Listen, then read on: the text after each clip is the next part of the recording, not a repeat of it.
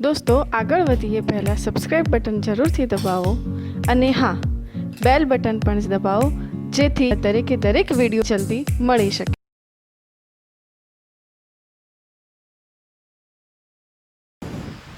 नमस्कार मित्रों, આપણે પરમાણવીય કક્ષકના આકાર વિશેની વાત કરવા જઈ રહ્યા હતા।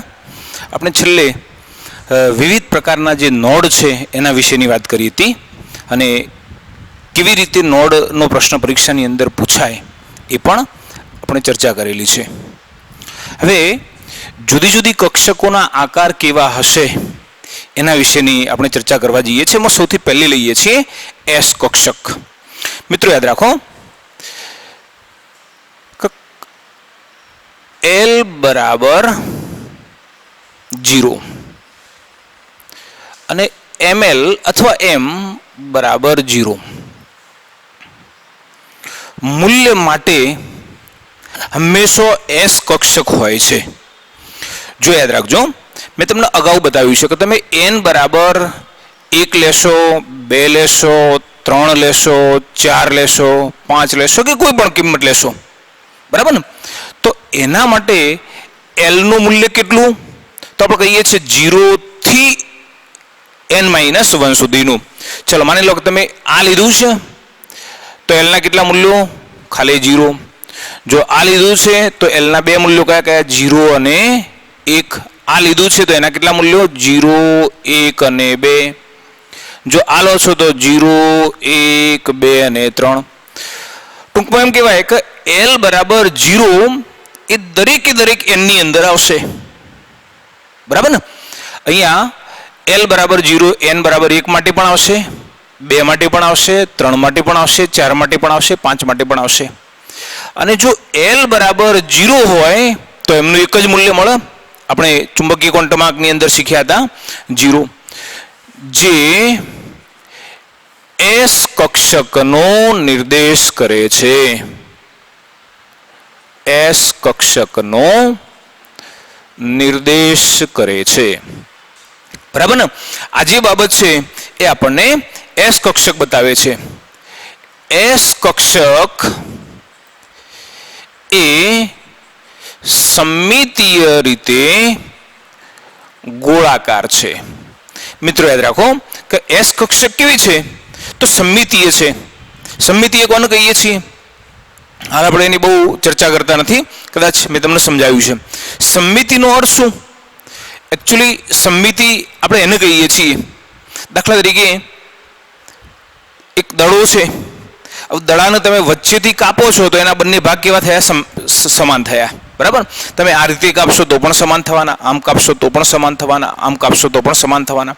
મતલબ કે જ્યારે આ રીતે એના ભાગ જ્યારે પાડીશું ને એ ભાગ સમાન થતા હશે તો સમમિત છે એવું આપણે કહીશું। હાલ પૂરતું આપણે આવું સમજીએ, બરાબર? તો S કક્ષક એ સમમિતીય રીતે ગોળાકાર છે અને કેન્દ્રથી સમાન અંતરે ઇલેક્ટ્રોન મળવાની સંભાવના રહેલી છે। મેં તમને અગાઉ બતાવેલું છે કે S કક્ષક એ કેવી રીતે બતાવીએ છીએ? તો કેન્દ્રથી એક નિશ્ચિત અંતર, દાખલા તરીકે આ આપણું કેન્દ્ર, તો કેન્દ્રથી એક ચોક્કસ અંતર સુધી ઇલેક્ટ્રોન મળવાની શક્યતા રહેલી છે। દાખલા તરીકે અહીં સુધી આપણને ઇલેક્ટ્રોન મળે છે, બરાબર ને? કેન્દ્રથી આટલા વિસ્તારની અંદર ઇલેક્ટ્રોન મળી આવે છે। તો આ ભાગને આપણે આ રીતે 1s કક્ષક તરીકે બતાવીએ છીએ। મેં અહીંયા વર્તુળ દોર્યું છે, બરાબર? પણ એકચ્યુઅલી કોઈ પણ કક્ષક એ ત્રિપરિમાણીય છે। દાખલા તરીકે તમે જો અહીં આગળ આપણે એમ કહીએ કે આ પરમાણુનું કેન્દ્ર છે, જો તમે એને પરમાણુનું કેન્દ્ર કહેતા હશો તો ઇલેક્ટ્રોન મળવાની શક્યતા આ બાજુ પણ છે, આ બાજુ પણ છે, આ બાજુ પણ છે, આ બાજુ પણ છે, આ બાજુ, બધી બાજુ એક નિશ્ચિત અંતર સુધી ઇલેક્ટ્રોન મળવાની શક્યતા રહેલી છે, બરાબર ને? તો અહીંયા આજે મળ્યું એ શું કહેવાય? 1s કક્ષક છે, મતલબ કે પહેલી કક્ષાની અંદર આવેલી S કક્ષક છે। હવે ચલો આ જ રીતે 2s કક્ષક કેવી હશે? દાખલા તરીકે આ 1s કક્ષક। તો 1s કક્ષક અને 2s કક્ષકની અંદર ફરક શું હશે? તો મેં તમને બતાવ્યું હતું કે 1s કક્ષક પછી એક થોડોક અવકાશ આવશે અને અવકાશ આવે એના પછી હવે શું થવાનું, વળી પાછા મતલબ કે અહીં સુધી ઇલેક્ટ્રોન મળવાની સંભાવના હતી, હવે ઇલેક્ટ્રોન મળવાની સંભાવના ઘટી ગઈ અથવા શૂન્ય થઈ ગઈ, જેને આપણે નોડ કહીએ છીએ. વળી પાછા ઇલેક્ટ્રોન મળવાની સંભાવના શરૂ થઈ. આ કેન્દ્ર, અહીં આગળ બધા ઇલેક્ટ્રોન મળે છે. આ વચ્ચેનો ભાગ મતલબ અહીં આગળ 1s છે, વચ્ચેનો ભાગ થોડો ખાલી છે, પછી 2s છે. તો 2s કેવી બરાબર 1s ના જેવી જેવી જ, બરાબર ને, પણ એની સાઈઝ મોટી છે. ચલો આ જ રીતે કોઈ આપણને એમ પૂછે કે 3s કેવી, તો 3s એનાથી મોટી, 4s કેવી તો એનાથી મોટી, બરાબર ને. મતલબ કે દરેક s કક્ષક એ સમમિતીય રીતે ગોળાકાર હોય છે, બરાબર. હવે પ્રશ્ન એ થાય કે s કક્ષક બતાવ્યું, અહીંયા શબ્દોમાં તમે કહી દીધું કે સમમિતીય રીતે ગોળાકાર છે, પણ તમે જોઈ શકો છો કે દાખલા તરીકે આ એનું કેન્દ્ર, અને કેન્દ્રથી એક નિશ્ચિત અંતર સુધી ઇલેક્ટ્રોન મળવાની શક્યતા રહેલી છે. જો આ કેન્દ્ર છે, બરાબર, કેન્દ્રથી આપણે એમ કહીએ કે આટલા અંતર સુધી, અહીંથી આટલા અંતર સુધી, અહીંથી આટલા અંતર સુધી, દરેક દિશામાં ઇલેક્ટ્રોન મળી આવે છે. તો કેન્દ્રથી એક નિશ્ચિત આટલો વિસ્તાર થયો કે જે બધી બાજુએ ગોળાકાર સ્વરૂપે, આપણે ટેનિસ બોલ હોય તો ટેનિસ બોલનું એક સ્તર હોય, ચોક્કસ જાડાઈ ધરાવતું એક સ્તર હશે, અને આવું જે સ્તર છે એને માની લો કે એ s કક્ષક છે, બરાબર. ચલો હવે દાખલા તરીકે 2s કક્ષક માટે સ્તર એના જેવું જ, બરાબર, પણ એ સ્તર થોડુંક મોટું હશે, કારણ કે અહીંથી અહીં સુધી આ 1s કક્ષક, પછી નોડ, પછી 2s કક્ષક.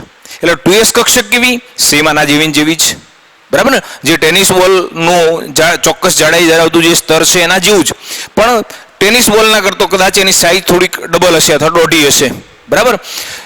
3s કક્ષક માટે એની સાઈઝ એનાથી મોટી હશે, 4s કક્ષક માટે એનાથી મોટી હશે. તો આ રીતે કક્ષકની સાઈઝ વધતી જાય છે, બરાબર. આપણે મુખ્ય ક્વોન્ટમ નંબર દાખલા તરીકે આવું બતાવીએ છીએ કે મુખ્ય ક્વોન્ટમ આંક n ના વધવા સાથે s કક્ષકનું કદ વધે છે. ચલો અહીંયા લખ્યું 1s અને અહીંયા લખ્યું 2s. તો યાદ રાખો કે 1 એ શું બતાવે છે, તો મુખ્ય ક્વોન્ટમ આંક બતાવે છે, બરાબર ને. અને મેં એટલા માટે તો કહ્યું કે જેમ જેમ મુખ્ય ક્વોન્ટમ આંકનું મૂલ્ય વધે છે એમ કક્ષકનું કદ વધે છે. આપણે કક્ષા કોને કહીએ છીએ, દાખલા તરીકે આ પરમાણુનું કેન્દ્ર, આ પહેલી કક્ષા, આ બીજી કક્ષા, આ ત્રીજી કક્ષા. જો એ કક્ષાઓ વધતી જાય, મતલબ કક્ષાઓની સાઈઝ વધતી જાય, તો એ કક્ષાની અંદર આવેલી કક્ષકનું કદ પણ વધતું જાય છે. તો એનો અર્થ એવો થયો કે આ જે 1s કક્ષક છે એ નાની હશે, 2s કક્ષક મોટી હશે, 3s કક્ષક એનાથી મોટી હશે, 4s કક્ષક એનાથી મોટી હશે. ક્રમશઃ એનું જે કદ છે એ વધતું જાય છે. અને માટે આપણે એવું બતાવી શકીએ કે જે કદ છે સંદર્ભે એવું કહેવું હોય તો એમ કહી શકીએ કે 1s કક્ષકનું કદ 2s કક્ષકનું કદ 3s કક્ષકનું કદ 4s કક્ષકનું કદ. તમે જુઓ કે 1s કક્ષકનું કદ નાનું હશે કોની કમ્પેરેટિવમાં, 2s કક્ષકની કમ્પેરેટિવમાં. 2s કક્ષકનું કદ નાનું હશે કોની, 3s ની કમ્પેરેટિવમાં. 3s નું નાનું હશે કોની, 4s ની કમ્પેરેટિવમાં, બરાબર ને. તો આ રીતે એક નિશ્ચિત s કક્ષક માટે જેમ જેમ આપણે મુખ્ય ક્વોન્ટમ આંક વધારતા જઈએ છીએ એ સાથે s કક્ષકનું જે કદ છે એ વધતું જાય છે, અને જે તમે જોઈ શકો છો. તો ફરીથી s કક્ષક કેવી છે, સમમિતીય રીતે ગોળાકાર છે. કેન્દ્રથી એક નિશ્ચિત અંતર સુધીનો વિસ્તાર કે જેમાં ઇલેક્ટ્રોન મળી આવે છે, ને એ વિસ્તાર બધી બાજુ આમાંય હશે, આમાંય હશે, આમાંય હશે, બધી બાજુ હશે, બરાબર ને. તો એ કેવો આ રીતે ગોળાકાર ભાગ થયો, ગોલીય ભાગ થયો. એટલે આપણે અહીંયા કહ્યું છે કે સમમિતીય રીતે ગોલીય અથવા ગોળાકાર છે, બરાબર. અને એને આપણે s કક્ષક તરીકે ઓળખીએ છીએ. ચલો હવે એક બીજી બાબત આપણે અહીંયા શીખવા જઈએ છીએ કે કોઈ પણ કક્ષક માટે આપણે અહીંયા બધી કક્ષકો માટે ચર્ચા નહીં કરીએ, થોડીક ચર્ચા s અને થોડીક p કક્ષક માટે કરીએ છીએ. આપણે તરંગ વિધેય psi કહીએ છીએ. તો આવા psi અને r, મતલબ કે જે સાઈનું મૂલ્ય શ્રોડિંજર તરંગ સમીકરણ ઉપરથી જે મેળવવામાં આવે છે એનો અને પરમાણુય ત્રિજ્યા મતલબ કે તરંગ વિધેય એ શું બતાવે છે? પરમાણુના કેન્દ્રની આજુબાજુ ઇલેક્ટ્રોન બતાવે છે અથવા ઇલેક્ટ્રોનનું સ્થાન બતાવે છે. અને જે સાઈ સ્ક્વેર છે એ ઇલેક્ટ્રોન મળી આવવાની સંભાવનાનો વિસ્તાર અથવા તો એની ઘનતા બતાવે છે. તો આવા સાઈ વિરુદ્ધ આર અથવા સાઈ સ્ક્વેર વિરુદ્ધ જે આરના આલેખ છે એ દ્વારા આપણે એસ કક્ષક એ કેવી રીતે ગોઠવાયેલી હશે એ આપણે અહીંયા સમજવાનો પ્રયત્ન કરીએ છીએ. બરાબર, નોટ કરી લેજો આ મુદ્દો. જો મિત્રો, અહીંયા આપણે બે પ્રકારના આલેખ દોર્યા છે. એક આલેખ કયો છે? સાઈ વિરુદ્ધ આર નો આલેખ છે. અને બીજો જે આલેખ છે એ સાઈ સ્ક્વેર વિરુદ્ધ આર. આર એટલે રેડિયસ, ત્રિજ્યા, પરમાણુય ત્રિજ્યા. હવે એકચ્યુઅલી જો અહીંયા તમે જે આલેખ દોરો છો તો આલેખની અંદર તમે સમજો, અહીંયા સાઈ ઓફ એસ આવું લખેલું છે. મતલબ કે આ એસ કક્ષક માટે જે સાઈનું મૂલ્ય છે, જે તરંગ વિધેય છે એનું મૂલ્ય બતાવ્યું છે. હવે આલેખની અંદર આપણે જોઈએ છીએ કે અહીં આગળ જ્યારે આલેખ દોરીએ તો આ ઉગમ બિંદુ છે અને ઉગમ બિંદુના સંદર્ભમાં આપણે 4 યામ બતાવીએ છીએ. બરાબર ને? હવે અહીંયા એક યામ હશે, અહીંયા આગળ હશે, અહીંયા હશે ને અહીંયા હશે. અને આ યામની અંદર આ બંને જે વેલ્યુ છે એ કેવી? પ્લસ હશે. અર્થાત એમ કહીએ કે અહીંથી ઉપર તરફ જઈએ એમ બધી વેલ્યુ પ્લસ. બરાબર. જો અહીંથી ઉગમ બિંદુ નીચે આવીએ તો વેલ્યુ માઇનસ, આ બાજુ પ્લસ, આ બાજુ માઇનસ. બરાબર ને? તો અહીંયા વનેશ કક્ષક માટે જો કદાચ સાઈ વિરુદ્ધ આર નો આલેખ દોરીએ છીએ તો અહીં આગળ સાઈનું મૂલ્ય જો પહેલા વધારે હતું, પછી ક્રમશઃ ઘટતું અને પછી લગભગ એ કોન્સ્ટન્ટના નજીક થઈ ગયું અથવા તો એમ છેક સુધી એમને એમ વધતું જાય છે. હવે અહીં આગળ આ પ્લસની નિશાની જે બતાવી છે એ શું બતાવે છે? કે આ પ્લસ ભાગ છે એવું બતાવે છે. બરાબર. હવે આનાથી તો બહુ સ્પષ્ટ કદાચ આપણને સમજાય નહીં, પણ આપણે 2s કક્ષક લઈએ છીએ. ચલો 2s કક્ષક માટે સાઈ વિરુદ્ધ આર નો આલેખ દોરીએ છીએ તો જુઓ અહીં આગળ આ જે ઇલેક્ટ્રોન સંભાવના છે અથવા તો જે તરંગ વિધેયનું જે મૂલ્ય છે એ અહીં આગળ વધુ હતું, એ ક્રમશઃ ઘટતું ગયું, પછી અહીંયા 0 થઈ ગયું. બરાબર. પછી આ મૂલ્ય અહીંયા નેગેટિવ બતાવ્યું છે, વળી પાછું અહીંથી વધે છે. અને અહીં આગળ આજે આપણે અહીંયા એક્સ અક્ષ લઈએ છીએ, એને જે જગ્યાએ છેદે છે તે આગળ આપણે નોડ બતાવીએ છીએ. હવે તમે વિચારો કે જ્યારે વનેશ કક્ષક પૂરી થાય, બરાબર, વનેશ કક્ષક પૂરી થાય પછી શું થાય? તરત દાખલા તરીકે તમે વનેશ કક્ષક લીધી, આ કેન્દ્ર અને અહીં સુધી વનેશ કક્ષક. હવે આપણે એવું કહીએ છીએ કે વનેશ કક્ષક પૂરી થાય એના પછી અહીંયા વચ્ચે નોડ આવે છે ને પછી 2s કક્ષક શરૂ થાય. આ વનેશ, આ 2s અને આ જે વચ્ચે છે એ શું કહેવાય? નોડ કહેવાય. બરાબર. તો અહીંયા વનેશ કક્ષક જેવી પૂરી થાય પછી શું થયું? ઇલેક્ટ્રોન મળવાની સંભાવના ઘટતી ગઈ. એટલે અહીંયા સાયસ નું મૂલ્ય ત્રિજ્યાના વધવા સાથે ઘટતું જાય છે અને બરાબર એક સમયે અહીંયા આ વેલ્યુ 0 થઈ જાય છે. બરાબર ને? અને જ્યારે આ વેલ્યુ 0 થયું એને આપણે શું કહીએ છીએ? નોડ કહીએ છીએ. જો વળી પાછું આ મૂલ્ય ઘટતું ગયું, વળી પાછું અહીંથી પાછું વધવાનું શરૂ થયું. બરાબર ને? મતલબ કે અહીંયા એક નોડ મળે છે. અને એટલા માટે આપણે એવું કહેતા હતા કે વનેશ કક્ષકમાં નોડની સંખ્યા કેટલી? n-1 એટલે 0 બતાવતા હતા. 2s નો કેટલી? n-1 એટલે 1 બતાવીએ છીએ. સેમ એ જ રીતે 3s કક્ષક માટે લઈએ તો જો પહેલો એક નોડ આવ્યો, બરાબર, પછી આ બીજો નોડ આવ્યો, તો એના માટેનો જે આલેખ છે એ પહેલા આ રીતે ઘટશે, 0 થશે, એનાથી ઘટીને પાછું વધશે, પછી વળી પાછું મહત્તમ થશે. તો આ 3s માટેનું. તો એનો અર્થ એવું થયું કે તમે કોઈ પણ એસ કક્ષક માટે સાઈ વિરુદ્ધ આર નો આલેખ, તમને કદાચ પરીક્ષામાં પ્રશ્ન પૂછે કે આ કઈ કક્ષક માટેનો આલેખ દોરેલો છે, બરાબર ને? તો તમે બતાવી શકશો. દાખલા તરીકે 4s માટે હશે તો કેટલા? એક નોડ વધશે તો આ રીતે આવશે. જેમ અહીંયા 2s માટે આવતું હતું કે અહીંથી આમ, તો અહીંયા 4s માટે દોરવું છે, તમે કેવી રીતે દોરી કાઢશો? જો આ રીતે, આ રીતે 1 નોડ, 2 નોડ અને 3 નોડ. બરાબર છે? એ જ રીતે 5s માટે દોરી શકશો. ચાલો પી કક્ષક માટે કેવું છે જુઓ, પેલા કરતો આલેખ થોડુંક જુદું છે. અહીંયા સાઈનું મૂલ્ય જે છે 2p કક્ષક માટે એ પહેલા કેવું ઓછું હતું, મતલબ અહીંયા તરંગ વિધેય એ એસ કક્ષક માટે હતું એટલે સાય એસ કહ્યું હતું. અહીંયા તરંગ વિધેય એ પી કક્ષક માટે છે એટલે અહીંયા સાય પી કહ્યું છે.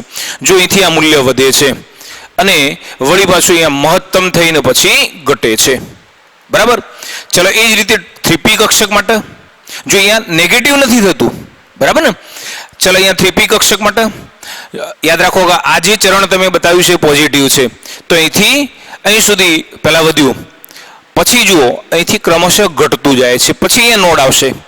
જ્યારે જ્યારે પણ આ આપણે આલેખને લંબાવતા જઈએ અને એક્સ અક્ષને છેદે તો આગળ નોડ આવી જાય તો આપણે જાણીએ છીએ કે 3p કક્ષક 2p અને 3p કક્ષક વચ્ચે જે રેડિયલ નોડ છે એની સંખ્યા આપણે કેટલી બતાવીએ છીએ? એક બતાવીએ છીએ. તમે એક જ ત્રિજ્યા ઉપર મેં તમને આવું કદાચ બતાવ્યું હતું કે આ પરમાણુનું કેન્દ્ર આ તમે દોરી 2p કક્ષક. હવે ધારો કે તમે અહીંયા દોરો છો 3p કક્ષક. ચલો આ 2p કક્ષક અહીંયા પૂરી થઈ મતલબ કે ઇલેક્ટ્રોન મળવાની સંભાવના આ બધામાં નહીં હોય પણ મોટા ભાગે આટલા વિસ્તારમાં છે. બરાબર. આની અંદર ઇલેક્ટ્રોન મળવાની મહત્તમ સંભાવના લગભગ આટલા વિસ્તારમાં છે. બરાબર. તો જેવી 2p કક્ષક પૂરી થાય એના પછી અહીંયા એક નોડ આવે છે એની ત્રિજ્યા ઉપર એટલે આપણે રેડિયલ નોડની સંખ્યા અહીંયા શું બતાવીએ છીએ? n-l-1. બરાબર છે. તો અહીંયા આગળ એક નોડ મળ્યો. ચલો મને લોકો 4p લઈએ છીએ તો 2 નોડ મળશે. આ પણ નોડ છે જેમ તો એ રીતે આ બંને નોડ છે. બરાબર ને. હવે આજે તમે આ બંને આલેખ જે એસ અને પી કક્ષક માટે મેળવ્યા એ શાના સાય વિરુદ્ધ આર ના આલેખ દોર્યા છે. હવે અહીંયા આપણને એસ કક્ષક માટે સાય સ્ક્વેર વિરુદ્ધ આર નો આલેખ આપેલો છે. મિત્રો યાદ રાખો કે આપણે અહીંયા સાય સ્ક્વેર લઈએ છીએ અને જ્યારે સ્ક્વેર લઈએ એટલે માઇનસ વેલ્યુ હશે તો એ શું થઈ જાય? પ્લસ થઈ જવાની છે. બરાબર છે. એટલે તમે અહીંયા જોઈ શકો છો જો આ બધાની અંદર કેવું હતું આલેખ અહીંથી નીચે આવતો હતો માઇનસ વેલ્યુ બતાવતું હતું. આમાં તમે જો એક પણ વેલ્યુ એ માઇનસ નથી. બરાબર. જો અહીંયા 1s કક્ષકની અંદર જે આલેખ છે આ પ્રમાણે છે. ચલો 2s કક્ષક માટે સાઈ સ્ક્વેર વિરુદ્ધ r નો આલેખ દોરીએ છે તો જો અહીંથી આ સાઈ સ્ક્વેર નું મૂલ્ય ઘટતું જાય છે અહીંયા લગભગ 0 થઈ ગયું વળી પાછું વધવાનું શરૂ થયું વળી પાછું ઘટે છે. જો અહીંયા ટચ નથી કરતું જો અહીંયા ટચ કરે તો શું થઈ જાય? તો એનો અર્થ એ થયો કે અહીંયા નોડ મળશે. અને આપણે જાણીએ છીએ કે 2s કક્ષકની અંદર એક નોડ હોય છે. કયો? એક જ. બરાબર. જો અહીંયા આ આલેખ દોર્યો 1s કક્ષકમાં નોડ નથી જો આલેખ દોર્યો તો આલેખ આને ટચ નથી થતો આમનો પેરેલલ હશે. ચલો એ જ રીતે દાખલા તરીકે તમે સાઈ સ્ક્વેર વિરુદ્ધ r માટે 3s કક્ષકનો જો આલેખ દોરશો તો કેટલા 2 નોડ મળવાના. બરાબર ને. અહીંયા આ પહેલો નોડ મળ્યો મતલબ કે અહીંયા મૂલ્ય 0 થયું વળી પાછું વધ્યું વળી પાછું 0 થયું વળી પાછું વધ્યું વળી પાછું અહીંથી આ પેરેલલ થઈ જવાનું. બરાબર ને. તો અહીંયા 2 નોડ મળે છે. બરાબર. તો અહીંયા જુદી જુદી કક્ષકો માટે સાઈ વિરુદ્ધ r અને સાઈ સ્ક્વેર વિરુદ્ધ r ના આલેખ એ શું બતાવે છે આલેખ કેવી રીતે રજૂ કરી શકાય એની આપણે થોડીક અહીંયા સમજૂતી આપી છે. તમને માત્ર ને માત્ર 1s અને 2s કક્ષક માટે સાઈ વિરુદ્ધ r અને સાઈ સ્ક્વેર વિરુદ્ધ r ના આલેખ આપેલા છે. બરાબર છે. આપણે તો માત્ર આટલું જ અહીંયા યાદ એ રાખવાનું છે કે કદાચ ક્યારેક પરીક્ષાની અંદર પૂછે કે સાઈ વિરુદ્ધ r અથવા સાઈ સ્ક્વેર વિરુદ્ધ r નો આલેખ 1s કક્ષક માટે 2s કક્ષક માટે અથવા 2p કક્ષક માટે 3p કક્ષક માટે એ જ રીતે અહીંયા 4d કક્ષક માટે પણ હશે પણ આપણે તો અહીંયા સીમિત છે 1s 2s 1s 2s આટલા બે જ આલેખ છે. એ સિવાયના આપણે અહીંયા બીજા વધારાના સમજવાનો પ્રયત્ન કર્યો છે. બરાબર. અહીંયા એકચ્યુઅલી જે મહત્વની બાબત એ છે કે આપણે જુદી જુદી કક્ષકના શેપ લઈએ છીએ અને આકાર લઈએ છીએ. બરાબર. આ તો ખાલી મૂલ્યો બતાવે છે આપણા માટે મહત્વનું આ નથી. આ તો અંદર આવે છે એટલે મેં તમને સમજાવી દીધું. બરાબર.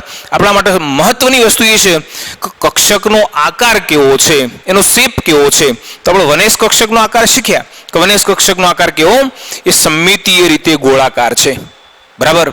તો હવે એનાથી આગળ જોઈએ કે 2s કક્ષક માટેનો આકાર p કક્ષક માટેનો આકાર કેવો હશે. બરાબર છે. આ નોટ કરી લેજો. ચાલો જુઓ મિત્રો હવે p કક્ષકની વાત કરીએ. હવે p કક્ષક એ l ના કયા મૂલ્ય માટે મળે છે?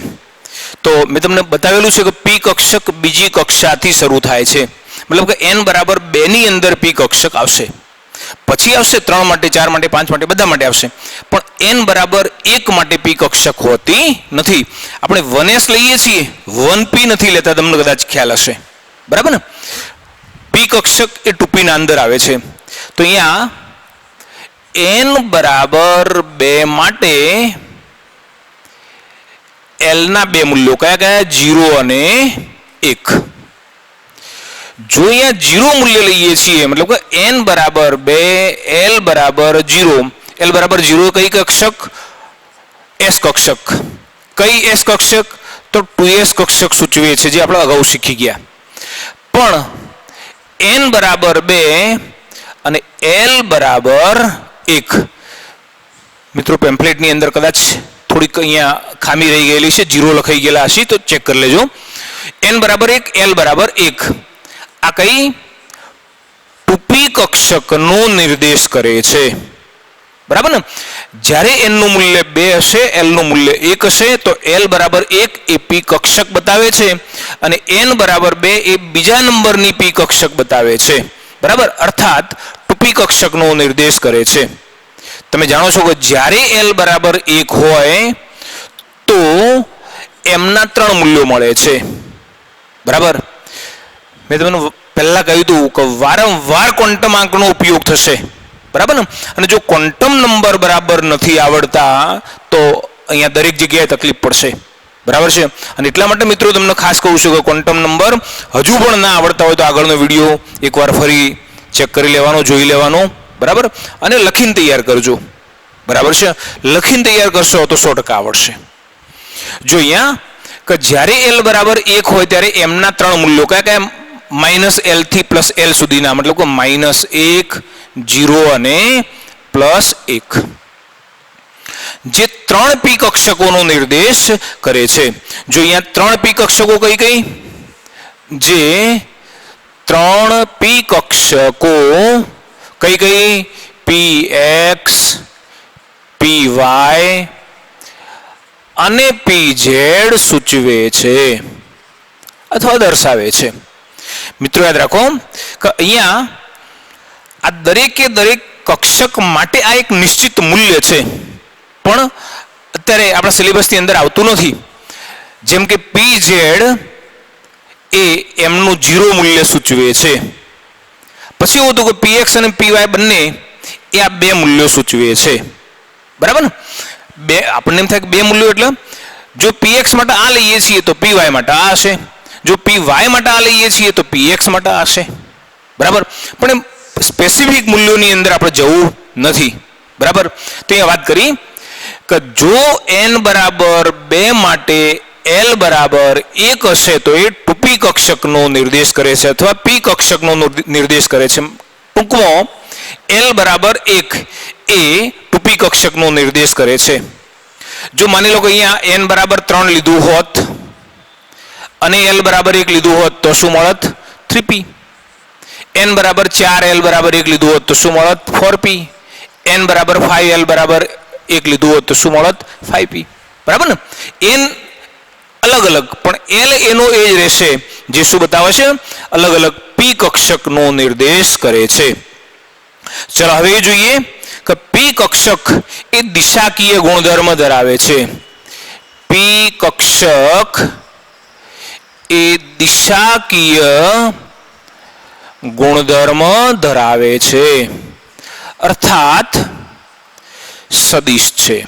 ફિઝિક્સમાં તમે જાણો છો કે જેને દર્શાવવા માટે, જેને રજૂ કરવા માટે દિશાનો આપણે ઉપયોગ કરીએ છીએ, ઉલ્લેખ કરીએ છીએ, એને સદિશ રાશિ તરીકે ઓળખીએ છીએ. તો અહીંયા આ જે p કક્ષક છે એ દિશાકીય ગુણધર્મ ધરાવે છે, માટે એ સદિશ છે એવું કહીએ છીએ. p કક્ષકનો જે આકાર છે, p કક્ષક એ ડમ્બેલ્સ આકારની હોય છે. આપણે વ્યાયામની અંદર અથવા સ્કૂલની અંદર તમે જોયું હશે ડમ્બેલ્સ એ કેવું હોય? એકચ્યુઅલી કદાચ આપણે જે ડમ્બેલ્સ જોઈએ છે એ કંઈક આ પ્રકારનું હોય.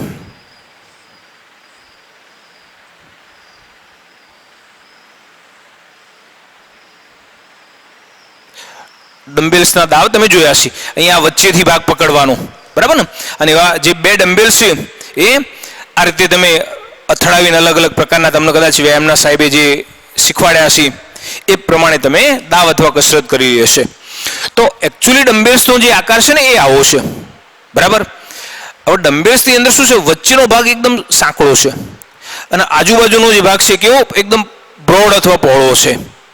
તો એવા આકારને આપણે ડમ્બેલ્સ આકાર તરીકે ઓળખીએ છીએ, બરાબર ને. હવે જ્યારે આપણે ઓરિજિનલ ડમ્બેલ્સ પી કક્ષક દોરીશું એટલે બરાબર આવી નહીં હોય, પણ એના જેવો આકાર થશે. કેવી રીતે કે વચ્ચેનો ભાગ એકદમ સાંકડો અને આજુબાજુનો જે ભાગ છે એ પહોળો, જેને આપણે ડમ્બેલ્સ આકાર તરીકે ઓળખીએ છીએ, બરાબર. એકચ્યુઅલી જે આવી પી કક્ષકો છે એ ડમ્બેલ્સ આકારની હોય છે, સાથે સાથે સમશક્તિક હોય છે. તે સમશક્તિક, એના માટે એક શબ્દ વાપરીએ છીએ, ડીજનરેટ કક્ષકો છે. હવે પ્રશ્ન થાય કે સમશક્તિક એટલે શું? તો જેટલી પણ પી કક્ષકો છે, ત્રણ પી કક્ષકો છે, તો ત્રણ પી કક્ષકોની શક્તિ એ એક સમાન છે, બરાબર ને. જો અહીંયા આપણને એમ થાય કે શક્તિ સમાન હશે તો એનાથી આપણને કઈ ફરક પડશે? આ ફરક પડશે. શું ફરક પડશે? કે જ્યારે તમે કક્ષકોની અંદર ઇલેક્ટ્રોનની ગોઠવણી કરશો, હવે આ કક્ષકોના આકાર પૂરા થાય એના પછી આપણે ઇલેક્ટ્રોન રચના શીખવાના છીએ, જે બહુ મહત્વની વાત છે, બરાબર. તો એના અંદર એવું બતાવવામાં આવે છે કે સમાન શક્તિ ધરાવતી કક્ષકો ની અંદર ઇલેક્ટ્રોન એક સાથે ભરાય છે, બરાબર છે. દાખલા તરીકે જો અહીંયા શક્તિ અલગ અલગ હશે તો ઇલેક્ટ્રોન અલગ અલગ ભરાય, પણ જ્યારે શક્તિ બધાની સમાન છે, ઉર્જા બધાની સમાન છે, તો બધા જ ની અંદર, બધી જ કક્ષકોની અંદર જે ઇલેક્ટ્રોન છે એ એક સાથે ભરાય છે. અને આપણે આવી કક્ષકોને સમશક્તિક અથવા ડિજનરેટ કક્ષકો તરીકે ઓળખીએ છીએ. કોઈ પણ પી કક્ષક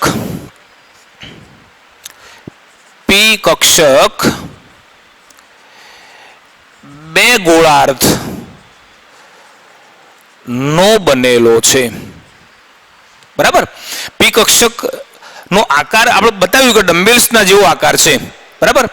પણ એકચ્યુઅલી જે પી કક્ષક છે એમાં બે ગોળાઓ જ્યારે ભેગા કરીએ અને બે ગોળાઓને જ્યારે ભેગા કરીએ તો એમાંથી જે આકાર બને એવો આકાર એ પી કક્ષકનો હોય છે. અને આવા બંને ગોળાર્ધને અને આ ગોળાર્ધને લોબ તરીકે ઓળખવામાં આવે છે,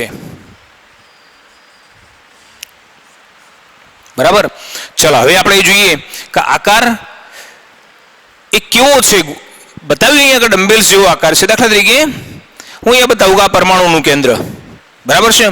તો અહીંયા એવું કહ્યું છે કે બે ગોળાર્ધનો બનેલો છે, બે ગોળાઓનો બનેલો છે. આ એક ગોળો, બરાબર, અને આ બીજો ગોળો, બરાબર. અર્થાત આપણે આપણી સરળતા માટે ઘણી વખત શું કરીએ છીએ, આની આ જ વસ્તુ હું આ રીતે પણ દોરીશ, આ રીતે દોરીશ, બરાબર ને. ચલો હવે તમે જુઓ કે આમાં બે ગોળાઓ છે, એટલે કહ્યું છે કે બે ગોળાર્ધનો બનેલો છે. અને આ પ્રત્યેક ગોળાને, પ્રત્યેક ગોળાર્ધને શું કહેવાય, લોબ તરીકે ઓળખવામાં આવે છે. આ એક લોબ છે, આ બીજો લોબ છે, અને બંને લોબ આ રીતે એકબીજાના નજીક નજીક ગોઠવાયેલા હોય છે. હવે જો આકાર ડમ્બેલ્સ જેવો કેવી રીતે કયો, તમે પહેલા કહ્યું હતું કે ઇલેક્ટ્રોન મળવાની જે સંભાવના છે વચ્ચે કેવી ઓછી, એટલે આ વચ્ચેનો ભાગ સાંકડો અને આજુબાજુનો જે ભાગ છે કેવો પહોળો છે, બરાબર ને. હવે તમે જે ઓરિજિનલ ડમ્બેલ્સ જે મેં દોર્યું હતું એના હાથે હરખાવશો તો નહીં મેળ ખાય, બરાબર. પણ આ પ્રકારે આ જે પી કક્ષક છે એ આવી બે ગોળાર્ધની બનેલી હશે. પ્રત્યેક ગોળાર્ધ એ લોબ તરીકે ઓળખાય છે. અહીંયા અગાઉ બતાવી દીધું એમ કે પી કક્ષક એ દિશાકીય ગુણધર્મ ધરાવે છે. તમને એમ થાય કે આમાં દિશા તો કોઈ જગ્યાએ આવતી નથી, બરાબર ને. હવે પી કક્ષક એ દિશાકીય ગુણધર્મ કેવી રીતે ધરાવે છે એની આપણે અહીંયા વાત કરીએ. જો મેં બતાવ્યું કે ત્રણ પી કક્ષકો છે, ત્રણ પી કક્ષકોના આકાર સમાન છે, બરાબર ને. ત્રણ પી કક્ષકોની ઉર્જા સમાન છે, પણ ફરક માત્ર એટલો છે કે એ અલગ અલગ અક્ષ ઉપર ગોઠવાય છે. જો એક્સ અક્ષ ઉપર ગોઠવાય તો આપણે એને 2px કહીએ છીએ, y અક્ષ ઉપર ગોઠવાય તો 2py કહીએ છીએ, અને z અક્ષ ઉપર ગોઠવાય તો એને 2pz કહીએ છીએ. જો આ રીતે દાખલા તરીકે આ x અક્ષ, આ z અક્ષ અને આ લઈએ આપણો વાય અક્ષ,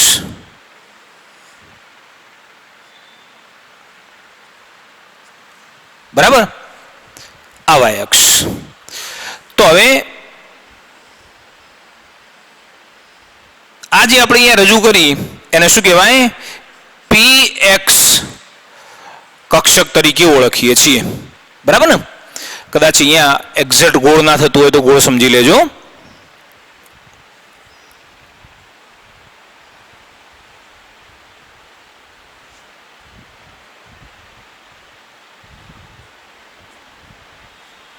બરાબર, જો અહીંયા આ જે કક્ષક દોરી એ PX કક્ષક તરીકે ઓળખાય છે. જો બીજા નંબરની હશે તો 2PX, બરાબર. ચલો હવે એ જ રીતે PY કોને કહીશું? હવે તમને એમ થાય કે આ X, Y અને Z એ શું છે? જો અહીંયા આપણે જાણીએ છીએ કોઈ પણ અવકાશની અંદર કોઈ પણ બિંદુનું સ્થાન નક્કી કરવું છે તો આપણે 3 યામ લઈએ છીએ. જો સમતલની અંદર કોઈ પણ બિંદુનું સ્થાન નક્કી કરવું હોય તો આપણે 2 યામ લઈએ છીએ, X અને Y લઈએ છીએ. પણ જો અવકાશમાં કોઈ પણ બિંદુનું સ્થાન નક્કી કરવું હોય તો આપણે 3 યામ લઈએ છીએ, X લઈએ છીએ, Y લઈએ છીએ, Z લઈએ છીએ. અહીંયા X, Y અને Z કેવી રીતે લીધેલા છે? જો આ X, આ જે આડી લાઈન છે એને શું કહીએ? X. પછી આ રીતે જે આપેલું છે એને શું કહીએ? Z. તો પછી એને લંબ સ્વરૂપે જે આમ ગોઠવાયેલું હશે એને શું કહેવાય? Y. ધ્યાન રાખજો મિત્રો, આ રીતે જે લઈએ છીએ એને આપણે Y કહીએ છીએ. પણ હું Y દોરીશ તો આ રીતે તો દોરી ના શકું, એટલે મેં શું કર્યું કે દાખલા તરીકે તમે થોડાક સાઈડમાંથી જુઓ છો, તમને કેવી રીતે દેખાશે? આમ દેખાશે. આ જે ભાગ છે એ એનો અડધો ભાગ આ બાજુનો અડધો ભાગ પાછળ હશે તો તમને આ રીતે આમ ત્રોસી દેખાશે, બરાબર.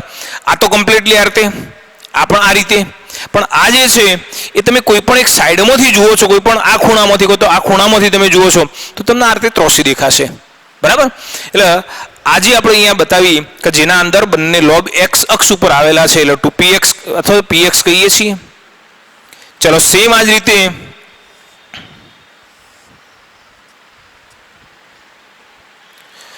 X, Y અને Z અને PY કહીએ છીએ, બરાબર. અને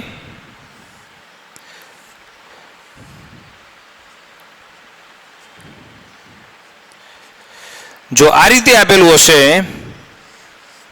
તો આપણે એને PZ તરીકે ઓળખીએ છીએ, X, Y અને Z, બરાબર.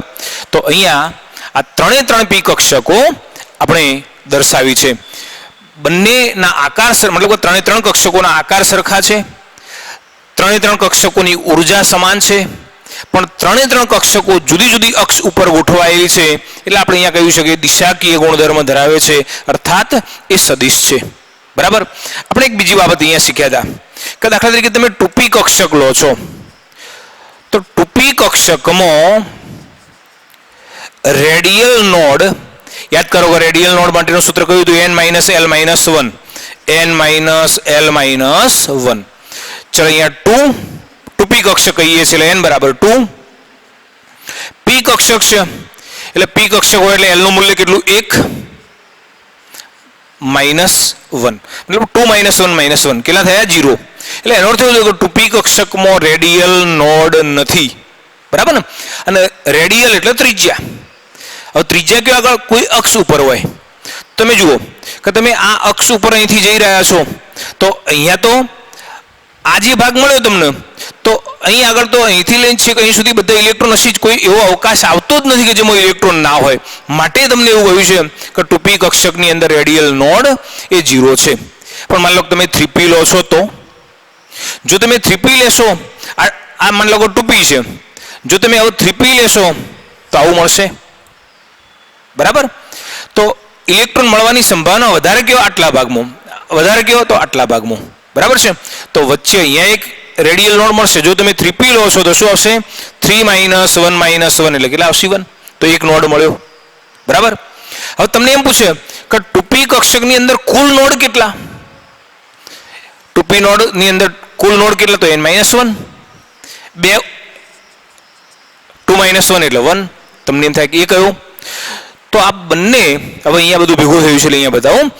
આ જે લોબ છે ત્યો અને આ જે લોબ છે બંનેના અંદર ઇલેક્ટ્રોન મળવાની સંભાવના છે. પણ આ વચ્ચેનો જે વિસ્તાર છે જેને આપણે ઉગમ બિંદુ કહીએ છીએ અથવા પરમાણુનું કેન્દ્ર કહીએ છીએ તો ઇલેક્ટ્રોન હોતા નથી.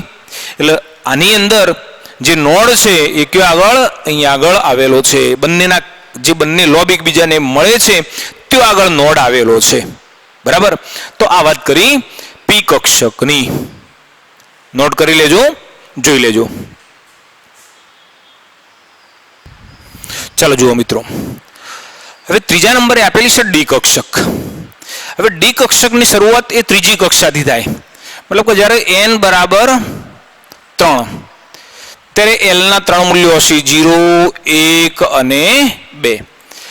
0 મૂલ્ય એ s કક્ષક, 1 મૂલ્ય એ p કક્ષક અને 2 મૂલ્ય એ ડી કક્ષક સૂચવે છે. અર્થાત હું એમ કહીશ કે n બરાબર 3, l બરાબર 2 એ ડી કક્ષક સૂચવે છે. પણ સાથે સાથે યાદ રાખો કે જો l બરાબર 2 હશે તો m ના 5 મૂલ્યો મળે છે. કયા કયા? -2, -1, 0, +1 અને +2. બરાબર છે.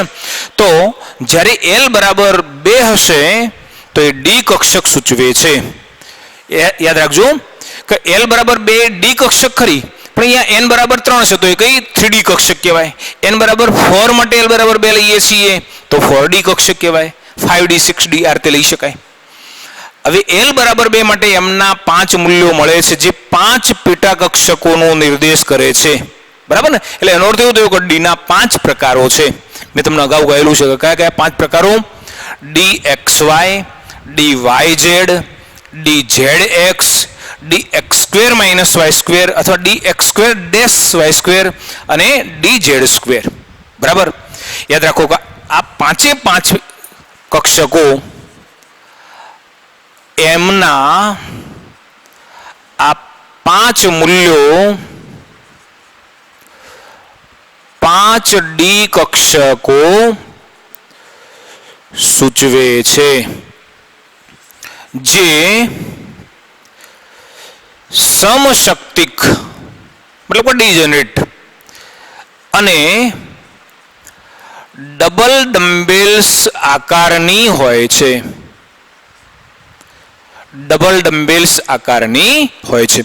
જો અહીંયા યાદ રાખજો કે આજે 5 ડી કક્ષકો લઈએ છીએ, જેમ પેલી પી કક્ષકો સમશક્તિક હતી એમ ડી કક્ષકો પણ સમશક્તિક હોય છે. બરાબર. અને આજે 5 ડી કક્ષકો છે સમશક્તિક ઉપરાંત એનો આકાર કેવો? તો ડબલ ડમ્બેલ્સ જેવો આકાર હોય છે.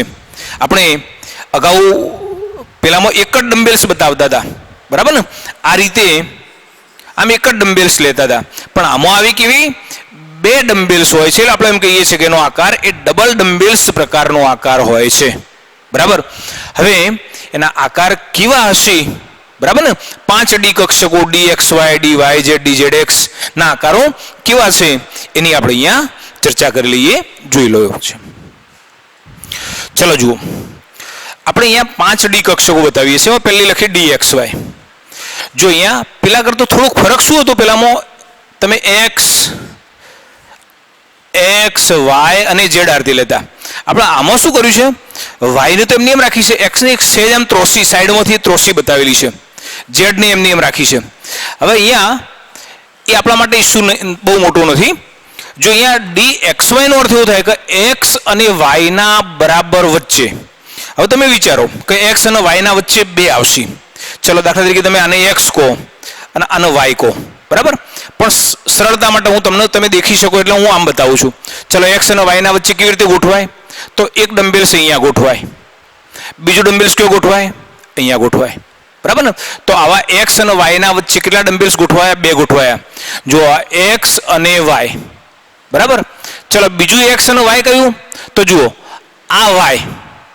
બરાબર છે. અને આ x. આ બંનેના વચ્ચે મતલબ કે અહીં આગળ ગોઠવાશે. બરાબર. તમે શાંતિથી વિચારવાનું કે x અને y દાખલા તરીકે આ રીતે તમે લીધું તો x અને y ના વચ્ચે એક અહીં આગળ આવશે અને બીજું અહીં આવશે. બસ આપણે એ જ કર્યું છે. ચલો અહીંયા dyz D Y Z. Y Z નો અર્થ શું થાય કે વાય અને ઝેડ ના વચ્ચે. જો આ વાય અને ઝેડ ના વચ્ચે, બરાબર. ચલો હવે બીજું વાય અને ઝેડ કયું આગળ છે તો તમે આમાં જોઈ શકો છો બીજું વાય અને ઝેડ. જો એ આ ઝેડ, બરાબર, અને બીજું વાય કયું આ, તો આ બંનેના વચ્ચે એલાર્તે.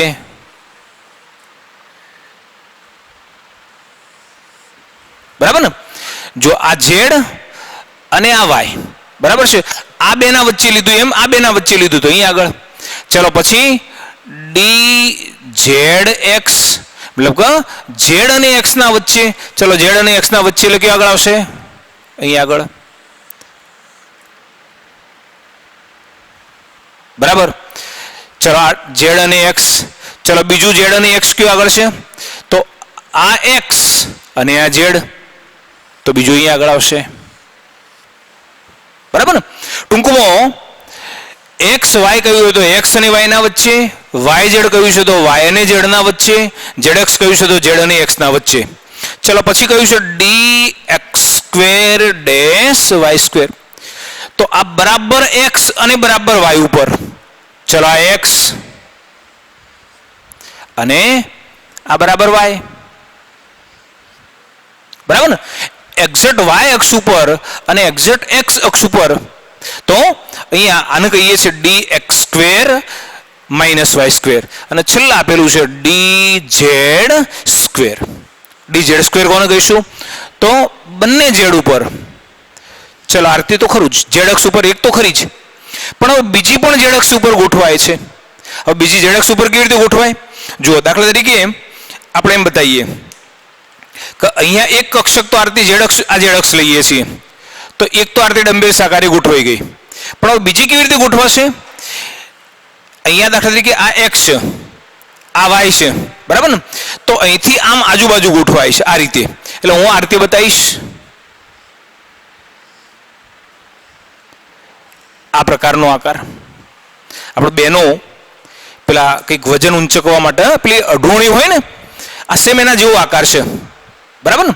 તો બરાબર ઝેડ અક્ષના આજુબાજુ એક ડમ્બેલ્સ જેવી જે કક્ષક છે આ રીતે ગોઠવાયેલી છે, પણ જે બીજી કક્ષક છે તે બાજુમાં ગોઠવાય છે, એટલે આ વિરોધ કરે છે કે ના અહીંયા નહીં, બરાબર.